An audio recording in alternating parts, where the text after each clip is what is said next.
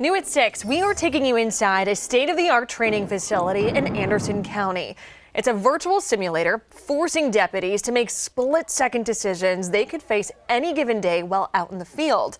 Now, split-second decisions, that could be the difference in a life or death situation, one which could be career-ending, or as we've seen across the country, a decision that could lead to a deputy being arrested and charged. Our Cody Alcorn takes us inside this training and talks to Sheriff Chad McBride about why it's so important. Listen to your dispatch. You'll be dispatched to the scene. It's going to give you the elements of what you're dealing with. Patrol 23, copy suspicious subjects at 5441 East Pavilions Drive, Cineplex movie theaters. The manager is reporting several white male subjects entered the movie theater wearing camouflage jackets, acting suspicious. There's so many different scenarios that this system will generate and teach these deputies as they're going through the course of how to handle a situation. It may be something that they're able to de-escalate by talking the person down or the individual down in the scenario, or maybe something where they have no other choice to resort to lethal force. Scenarios forcing deputies to make split-second decisions. Please think about what you're doing. When you have less than a second to make that decision and process that decision in your mind, people are capable of making mistakes. Mistakes that can cost lives, end careers, or lead to a deputy being charged. There's those small chances, as y'all saw today, going through the scenario yourself, where you can make a wrong split-second decision and it changes everything. Sheriff McBride's team put us in an active shooter scenario. It's controlled by one deputy at a computer who can change the situation in a matter of seconds based on how we respond to the situation.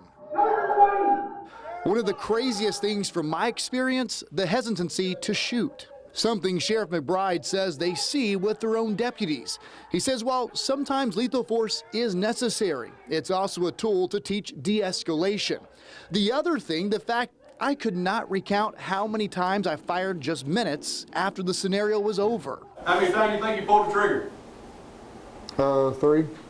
1, 2, 3, 4, 5, 6, 7, 8, 9, 10, 11, 12, 13, 14, 15 times. Your adrenaline is up, and all I was thinking was to keep shooting until the threat was eliminated. Unlike the real world, we got a second chance. A little less adrenaline and better precision on the shooting, but it wasn't over.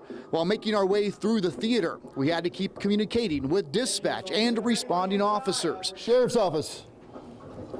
We're walking into the theater. All while trying to determine who the other shooters were among a handful of civilians running for their lives. When we go answer a call, there's always a lot of variables and a lot of moving parts. This gets them used to having to negotiate all of that. The main thing is going through these scenarios, it sharpens your mind to be able to make split-second decisions. Drop it. Let me see your hands. Drop the gun. Drop the gun. Wow.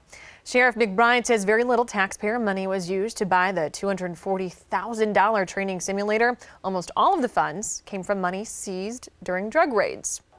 And besides the virtual simulator, the sheriff's office has a crisis house that involves real actors in scenarios much like the ones in the virtual simulator. But the big difference here, the face-to-face interaction, a huge tool in teaching the de-escalation, along with playing out an entire scenario with an actual human being handcuffed.